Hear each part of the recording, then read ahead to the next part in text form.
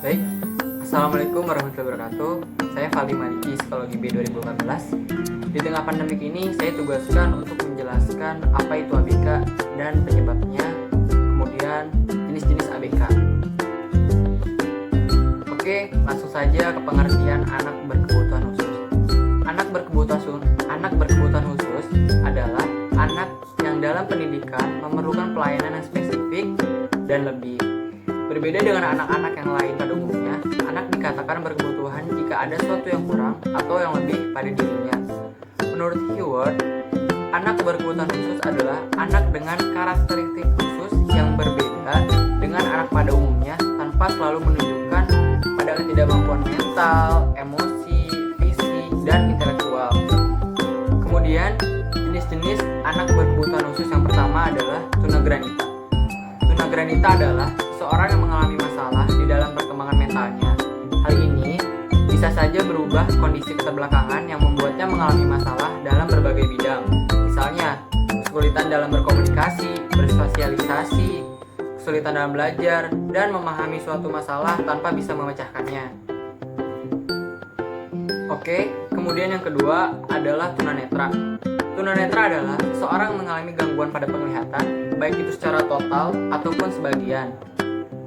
Dalam kondisi seperti ini, seseorang anak haruslah mendapatkan pendidikan kebutuhan khusus sejak dini.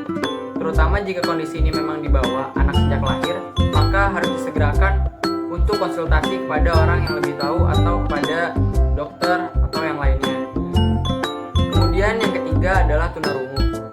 Tunarungu adalah seseorang yang mengalami gangguan pada fungsi pendengar disebut tunarungu. Gangguan ini bisa saja berupa kehilangan seluruh fungsi pendengar atau bahkan semuanya atau bisa saja sebagian. Sama seperti tunanetra yang tadi, pada umumnya anak tunarungu akan mengalami kesulitan dalam berkomunikasi termasuk bersosialisasi dengan orang lain dan lingkungannya. Bisa saja berkomunikasi namun menggunakan bahasa isyarat atau biasanya bahasa isyarat ini diajarkan oleh guru-guru yang mungkin anak tunarungu ini jika masuk ke jenjang yang lebih atas seperti SD, SMP, atau SMA baru itu bisa berkomunikasi secara lancar. Oke, yang keempat yaitu tunalaras. Tunalaras adalah seseorang yang mengalami kesulitan dalam beradaptasi terhadap lingkungan dan juga orang-orang sekitarnya. Anak tunalaras pada umumnya sulit untuk berkomunikasi dan memiliki emosi yang tidak stabil atau labil, sehingga kerap tidak bisa bersosialisasi dengan lingkungan dan orang-orang sekitarnya termasuk keluarganya. Baik, setelah saya tadi menyebutkan beberapa jenis ABK, lalu saya akan menyebutkan faktor-faktor penyebab anak berkebutuhan khusus. Yang pertama adalah faktor herediter. Faktor herediter sering terjadi karena kelebihan kromosom yang diakibatkan oleh kesamaan gen pada pasangan suami istri. Yang kedua adalah faktor infeksi. Faktor infeksi ini merupakan suatu penyebab adanya berbagai serangan penyakit infeksi yang dapat menyebabkan baik langsung maupun tidak langsung. Yang ketiga adalah faktor keracunan. Faktor keracunan ini dapat secara langsung terkena anak maupun melalui ibu saat kehamilan. Yang keempat ini adalah trauma.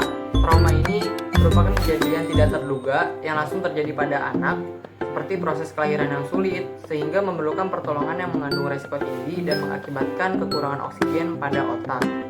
Yang kelima adalah kekurangan gizi. Kekurangan gizi ini merupakan terjadi pada anak masa usia tumbuh kembang sangat berpengaruh terhadap tingkat kecerdasan anak, terutama pada 2 tahun pertama kehidupan. Nah, setelah saya tadi menyebutkan faktor-faktor penyebab anak berkebutuhan khusus, kemudian saya akan menyebutkan cara menangani anak-anak berkebutuhan khusus. Yang pertama adalah orang tua harus lebih terbuka pemikirannya. Orang tua tidak boleh menyesali anaknya ini berkebutuhan khusus. Yang kedua adalah lakukan pengawasan sedari dini, berikan motivasi, perhatian, dan bimbingan. Yang ketiga adalah adaptasi dengan anak. Adaptasi dengan anak inilah yang penting untuk menjalin keeratan terhadap anak berkebutuhan khusus.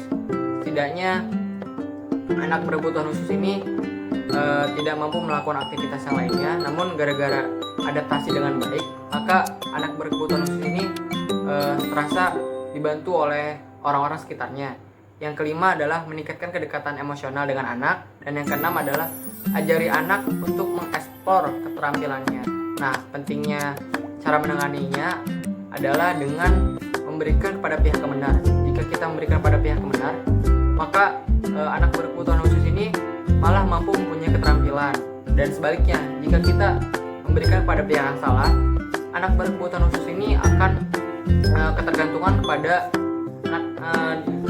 kawasan lingkungannya atau circle-nya, seperti keluarganya, temannya, dan teman-teman yang lainnya. Oke, mungkin itu saja yang bisa saya bahas. Kurang lebihnya mohon maaf. Wabillahi taufiq wal hidayah. Assalamualaikum warahmatullahi wabarakatuh.